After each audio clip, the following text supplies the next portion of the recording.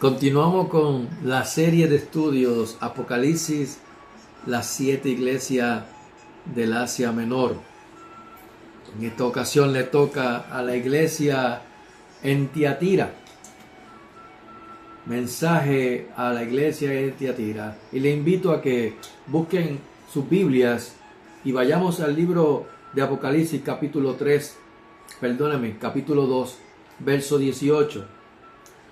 Y leemos: y escribe al ángel de la iglesia en Tiatira, el Hijo de Dios, el que tiene ojos como llama de fuego y pies semejantes al bronce bruñido, dice esto: yo conozco tus obras, y amor y fe y servicio, y tu paciencia, y que tus obras postreras son más que las primeras.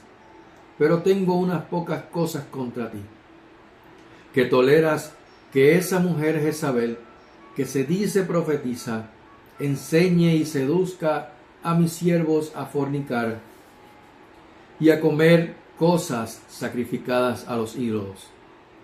Y le he dado tiempo para que se arrepientan, pero no quiere arrepentirse de su fornicación. He aquí, yo la arrojo en cama y en gran tribulación a los que con ella adulteran, si no se arrepienten de las obras de ellas. Y a sus hijos heriré de muerte. Todas las iglesias sabrán que yo soy el que escudriño la mente y el corazón, y os daré a cada uno según vuestras obras. Pero a vosotros y a los demás que están en Tiatira, a cuantos no tienen esa doctrina y no han conocido lo que ellos llaman las profundidades de Satanás, yo os digo, no os impondré otra carga. Pero lo que tenéis, retenedlo hasta que yo venga. Al que venciere y guardare mis obras hasta el fin, yo le daré autoridad sobre las naciones, y las regirá con vara de hierro, y serán quebradas como vaso de alfarero, como yo también la he recibido de mi Padre. Y le daré la estrella de la mañana. El que tiene oído, oiga lo que el Espíritu dice a las iglesias. Que el Señor añada bendición a su santa, bendita y poderosa palabra. Tiatira, la iglesia que adultera. Tengo contra ti que toleras a Jezabel. Tiatira era una ciudad. Y la ciudad de Tiatira, a diferencia de las 3 iglesias anteriores, Éfeso, Esmirna y Pérgamo, esta se ubica entre 2 ciudades cercanas, la ciudad de Lidia y Misia, en un valle. Esta ciudad, al igual que las 3 anteriores, sigue la misma ruta en círculo de las 7 iglesias del Asia Menor. O sea que Tiatira estaba entre Pérgamo y Sardis. Tiatira, aunque fue una ciudad comercial en el valle del Lico era un río, nunca fue una metrópoli como lo fueron Éfeso, Esmirna y Pérgamo. Tiatira se caracterizó por la organización de gremios entre los diferentes oficios que habían ahí en esa ciudad. El más importante de estos era el de los tintoreros, o conocedores de la tinta púrpura mediante la raíz de una flor conocida como rubia. La ciudad de Tiatira era el centro de adoración al dios Sol Tiribnos. Adoraban al sol. Recordemos que en Egipto se adoraba al sol, conocidos por ellos como el dios Ra. Así que tenemos a una ciudad que rendía culto y adoración a lo solar. a la luz solar que destella el sol.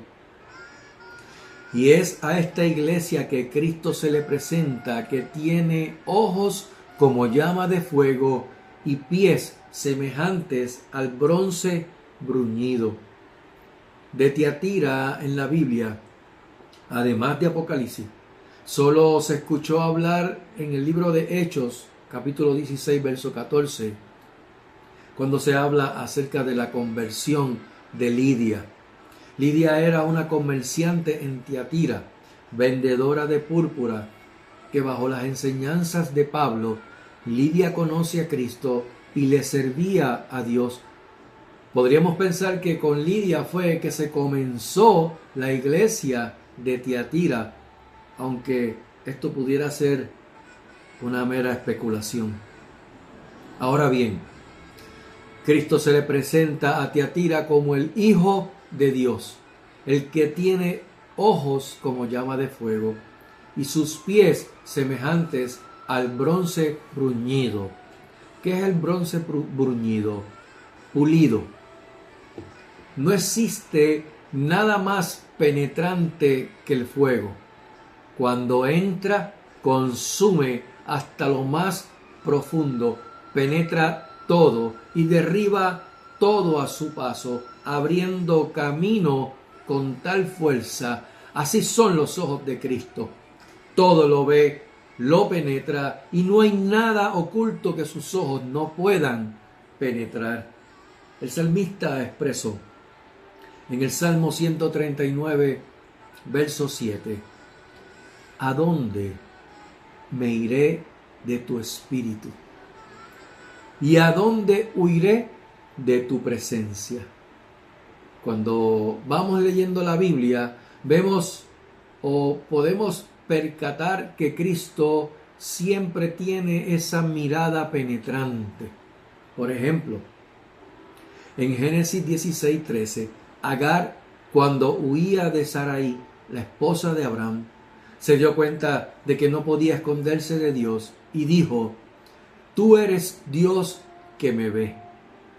En Jeremías capítulo 11, verso 20, el profeta decía que Dios veía la mente y el corazón de todos. Aún los apóstoles reconocían la mirada penetrante de Cristo en sus oraciones, como se menciona en Hechos 1:24. Y orando dijeron: tú, Señor, que conoce los corazones de todos, muestra cuál de estos dos has escogido. No solo se presenta como el Hijo de Dios y como el que tiene ojos como llama de fuego, sino también como que tiene pies semejante al bronce pulido, al bronce bruñido. Cuando se habla de pies de bronce, se está refiriendo a juicio. En Apocalipsis capítulo 19, verso 15 dice que Él pisa el lagar del vino, del furor y de la ira de Dios Todopoderoso. Por lo que vemos aquí que Cristo, o vemos aquí a Cristo que ve toda falsedad y toda altimaña de una Jezabel y que pisa con juicio. En el verso 23 del capítulo 2 de Apocalipsis vemos exactamente lo que Jeremías dice de Dios en el Antiguo Testamento. Yo soy el que escudriño la mente y el corazón. ¿Podrá el hombre con toda su astucia y malicia engañar a otro hombre? Pero jamás podrá engañar a Cristo. Jamás podrá engañar al Dios Todopoderoso. Por más que se trate de aparentar, de poner una fachada de lo que en realidad no es, no podrá escaparse de los ojos de Jesús como llama de fuego penetrando, ni de su pisada de juicio con sus pies de bronce bruñido. Jeremías capítulo 17, versos 9 y 10 nos dice: engañoso es el corazón más que todas las cosas y perverso. ¿quién lo conocerá? Yo Jehová, que escudriño la mente, que pruebo el corazón, para dar a cada uno según su camino, según el fruto de sus obras. Mira el diagnóstico que el Señor le da a esta iglesia en Tiatira. Uno bueno y otro no muy alentador. Fíjense que Él no va volando cabeza diciendo que todos son unos Jezabeles. Él le señala las cosas buenas que hay primero. Él le señala primero 5 cosas buenas, que era una iglesia de amor, de fe, de servicio, de paciencia y trabajadora. Una iglesia ministerial, con amor, fe y paciencia. Interesante, ¿no? A diferencia de Éfeso, que tenía discernimiento, pero le faltaba el primer amor.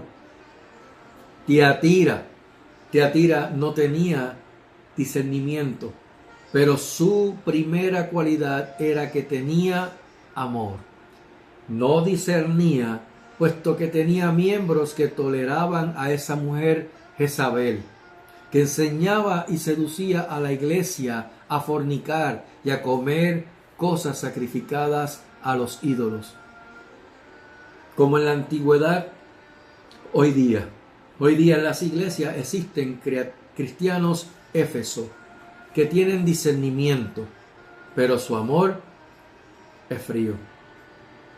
Pero también existen cristianos tiatiros que tienen tanto amor y cariñosos hasta lo sumo, que darían todo por ayudar al prójimo, al necesitado, al que le pide, pero no pueden distinguir entre doctrinas bíblicas y doctrinas infundidas para dañar al cuerpo de Cristo, la iglesia. La iglesia en Tiatira era una iglesia que crecía, se fortalecía y maduraba en la fe. ¡Qué contradicción!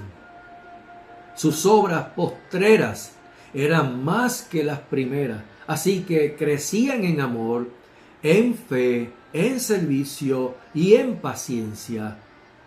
Resistían. Era una iglesia que se podía decir que era madura, pero como en muchas ocasiones, en algún trabajo o escuela, siempre aparece la palabra pero, luego de darle las buenas noticias. Pero tengo unas pocas cosas contra ti. En Mateo capítulo 13, verso 24 al 30, la Biblia nos relata la parábola del trigo y la cizaña. Salió el trigo, pero junto con el trigo creció la cizaña. En Tiatira habían crecido en amor, fe, servicio y paciencia, pero también estaban creciendo la tolerancia a esa doctrina de Jezabel. Tenían todo lo que una iglesia se puede esperar, pero le faltaba un detalle sumamente importantísimo para Dios: santidad. Cristo busca una iglesia santa y sin mancha. Efesios 1:4, una iglesia que sea santa y sin mancha. Efesios 5:27, que no tuviese mancha ni arruga. Filipenses 2:15, sin mancha en medio de una generación maligna.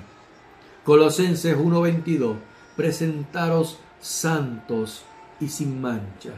Segunda de Pedro capítulo 3 verso 14, ser hallados por él sin mancha. Tiatira permitió que el pecado y la inmoralidad entrara en sus corazones, situación que Cristo con su mirada penetrante escudriñó sus corazones y sus pensamientos. ¿Quién era Jezabel? Esa mujer que tanto hemos mencionado en esta escritura ahora de Tiatira.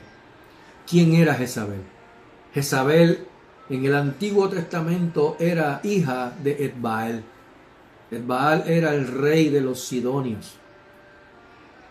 Esta mujer también fue la esposa de Acab, uno de los reyes de Israel. Un rey que hizo lo malo ante los ojos de Jehová. Mucho más que los reyes anteriores. Jezabel fue una mujer bien influyente y con mucho poder, que destruía y mataba a los profetas de Israel. Fue la mujer que ocasionó que el profeta de fuego, Elías, provocó que Elías huyera, se escondiera en una cueva y hasta deseara morir. Esa era Jezabel. Era una hechicera, como se menciona en 2 de Reyes 9:22. Esta mujer, Jezabel, junto con su esposo y rey de Israel, Acab, trajo la idolatría a su máxima expresión al pueblo hebreo, construyendo templos a Baales, tales como Astarot o Ishtar, durante un reinado o durante este reinado de Acab en Israel. Era una mujer perversa, era una mujer imponente y representaba toda idolatría, toda inmoralidad que se pudiera mencionar en la Escritura. Cuando Cristo le habla a la iglesia de Tiatira, era de conocimiento que no estaba presente esa Jezabel que estuve hablando ahora del Antiguo Testamento, pues ya había muerto hacía muchos años atrás. Pero sí estaba presente el espíritu de Jezabel en ese momento. Probablemente también pudiera haber alguien con las mismas características de la Jezabel del Antiguo Testamento. Tal vez alguna adivina que se autoproclamaba profetisa, pues como mencioné al principio, Tiatira era el centro de adoración al dios Sol, así como de muchos otros dioses de la mitología griega o de la mitología greco-romana. Como nos dice en Apocalipsis 2:24, era una idolatría e inmoralidad profunda, cuando dice las profundidades de Satanás, un ocultismo en extremo. Primero vemos en Éfeso que no toleraban otra doctrina que no fuera la de Dios, y en Pérgamo habían unos cuantos, pero ya en Tiatira se toleraba estas doctrinas paganas completamente. Es curioso que en la actualidad, al principio no se toleraba la conducta inmoral. Luego, con el pasar de los años, con el pasar del tiempo, se fue aceptando una que otra cosa. Y hoy día, lo que se pensaba antes que no podía ser ni estar en la cristiandad, se ha ido tolerando al punto de darlo por bueno y aún de señalar e irse en contra de lo malo dentro de las iglesias. Vemos en el tiempo del profeta Oseas cómo Dios compara la idolatría con la fornicación. Dice Oseas 1:2, el principio de la palabra de Jehová por medio de Oseas, dijo Jehová a Oseas, ve, tómate una mujer fornicaria e hijos de fornicación, porque la tierra fornica apartándose de Jehová. Así que podemos interpretar la seducción a fornicar de los versos 20 de Apocalipsis 2 con lo que leímos en Oseas capítulo 1, verso 2. Nuevamente, Cristo le ofrece una oportunidad para que se arrepientan de su fornicación. Esta carta a la iglesia de Tiatira, al parecer, también pudiera predecir la época de la iglesia en la Edad Media, o como se le conoció como la edad del oscurantismo, una edad que fue precedida a la Reforma Protestante, un período de la cristiandad donde la corrupción fue bien fuerte y bien marcada. En ese período, a nivel espiritual, no hay nada productivo que pudiera decirse o enseñar, excepto el solo fuerte y paganismo y las excesivas muertes y la corrupción, a diferencia de lo que muchos historiadores pudieran contarnos. Vemos que en la Edad Media la iglesia se corrompió mezclándose con todo rito y filosofía pagana.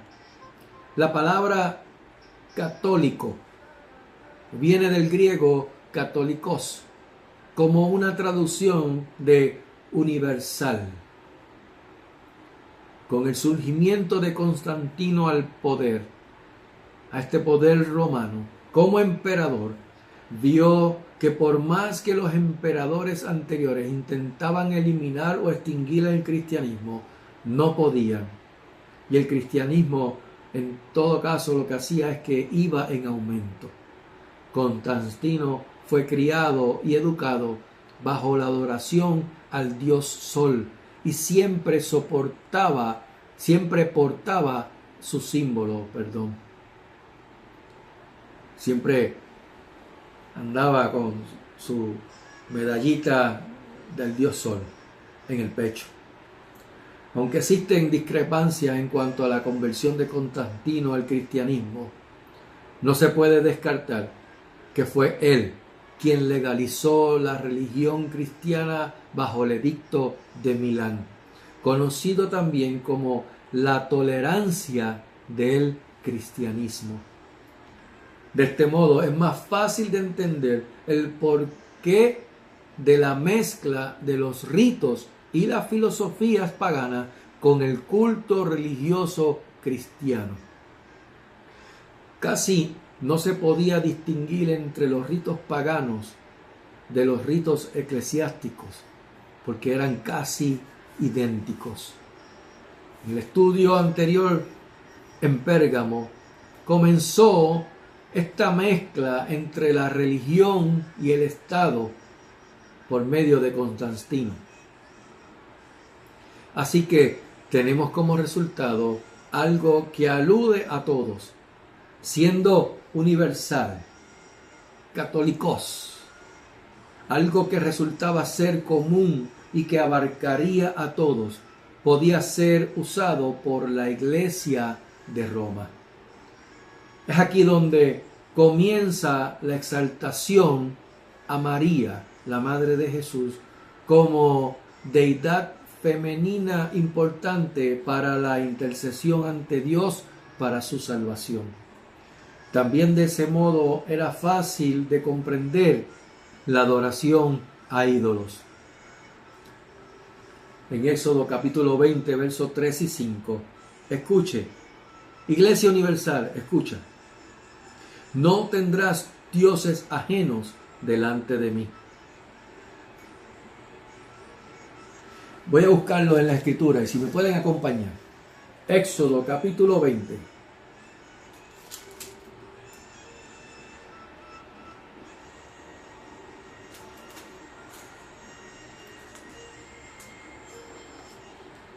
Versos 3 y 5. No tendrás dioses ajenos delante de mí. No te harás imagen ni ninguna semejanza de lo que esté arriba en el cielo, ni abajo en la tierra, ni en las aguas debajo de la tierra. No te inclinarás a ellas, ni las honrarás, porque yo soy Jehová tu Dios fuerte, celoso, que visito la maldad de los padres sobre los hijos hasta la tercera y cuarta generación de los que me aborrecen.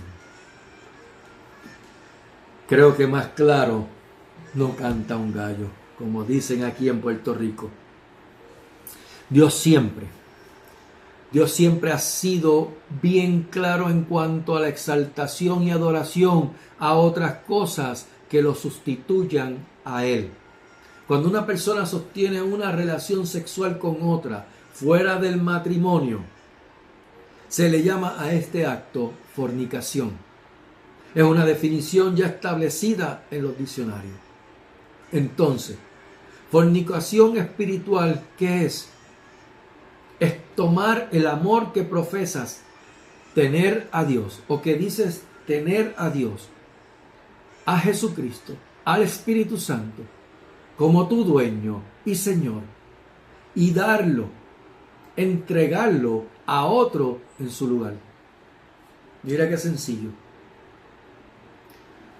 Así que, cada vez que una persona le rinde culto a ídolos, a imágenes, sean de personas, sean de animales o ángeles, están cometiendo fornicación espiritual. Antes de leer en el Antiguo Testamento, en Deuteronomio, quiero buscar en Romanos capítulo 1, porque el apóstol Pablo habla de esto bien claro. Dice: pues habiendo conocido a Dios, no le glorificaron como a Dios ni le dieron gracias, sino que se envanecieron en sus razonamientos, y su necio corazón fue entenebrecido. Profesando ser sabios, se hicieron necios. Y cambiaron la gloria del Dios incorruptible en semejanza de imagen de hombre corruptible, de aves, de cuadrúpedos y de reptiles.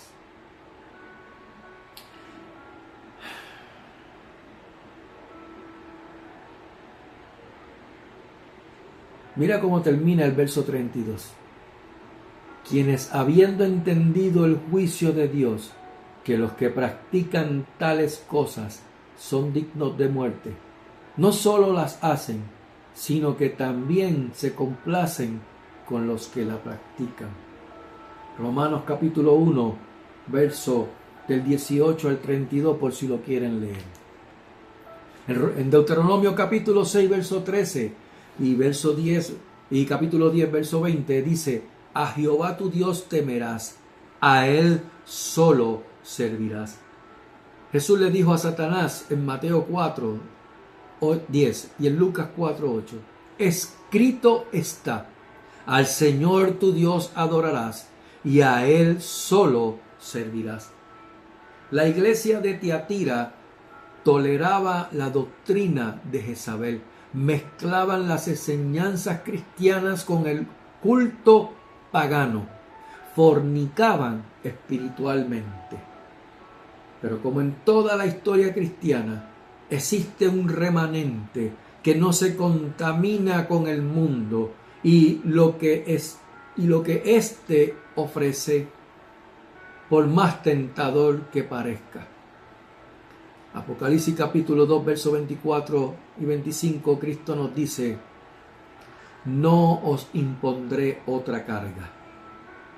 Me resulta interesante que algo similar ocurrió en Jerusalén cuando la secta de los fariseos intentaban ponerle a los cristianos gentiles como ley la circuncisión, conforme al rito de Moisés, para poder ser salvos.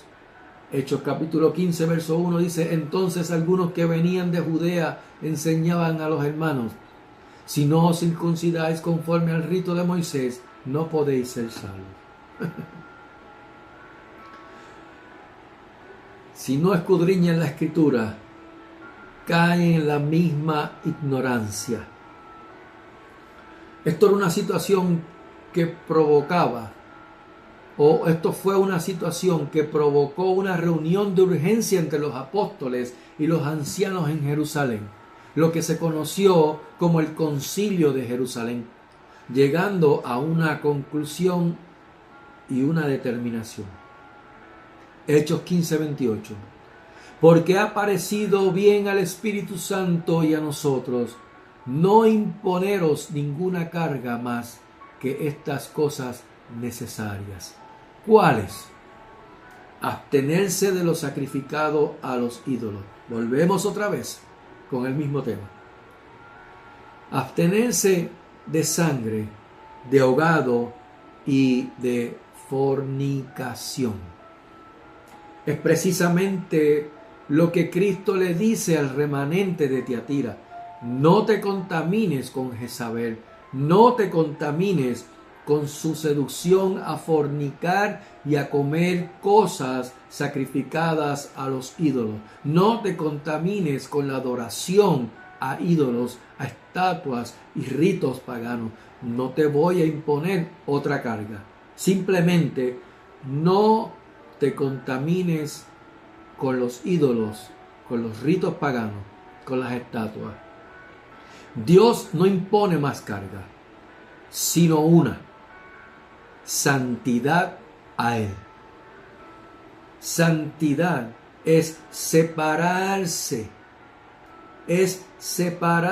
del pecado, es una separación para con Dios.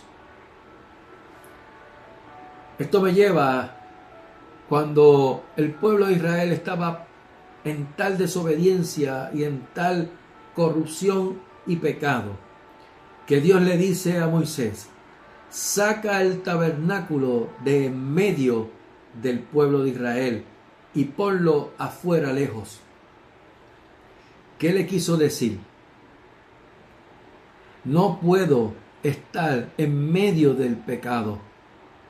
Si quieren adorarme a mí, tienen que salirse e ir afuera, donde está el tabernáculo, lejos del pecado, y allí buscar mi presencia.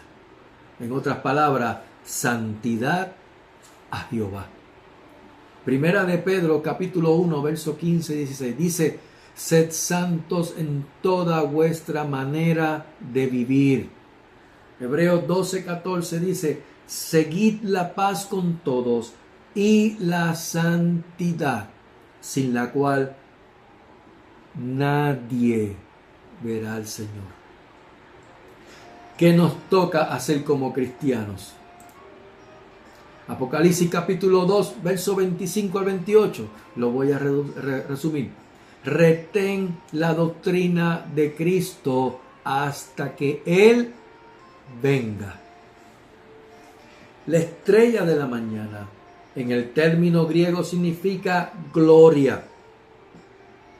Por lo que es importante entender que para el que venciere tendrá de Cristo y en Cristo la promesa de un futuro glorioso. Aleluya. Cristo es la estrella resplandeciente de la mañana, como se menciona en Apocalipsis 22, 16. Así que vence, pelea la buena batalla de la fe. El apóstol Pablo en sus últimos días expresó: he peleado la buena batalla, he acabado la carrera, he guardado la fe. Por lo demás, me está guardada la corona de justicia, la cual me dará el Señor, juez justo, en aquel día, y no solo a mí, sino también a todos los que aman su venida. Segunda de Timoteo 4, versos 7 al 8.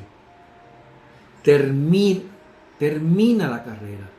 Terminemos la carrera, por Dios. Iglesia, terminemos la carrera de la fe con fidelidad, perseverando y superándonos hacia su perfección. Y Cristo, la estrella resplandeciente de la mañana, nos dará ese futuro glorioso en Él, prometido desde antes de la fundación del mundo a todos los que le aman. Que Dios les bendiga rica y abundantemente. Que Jehová les bendiga y les guarde. Que Jehová haga resplandecer su rostro sobre ustedes y tenga de ustedes misericordia. Que Jehová alce sobre ustedes su rostro y ponga en ustedes paz. Iglesia, Cristo viene pronto. Retén lo que tienes hasta su venida. Que el Señor les bendiga y añada gracia sobre gracia. Amén y Amén.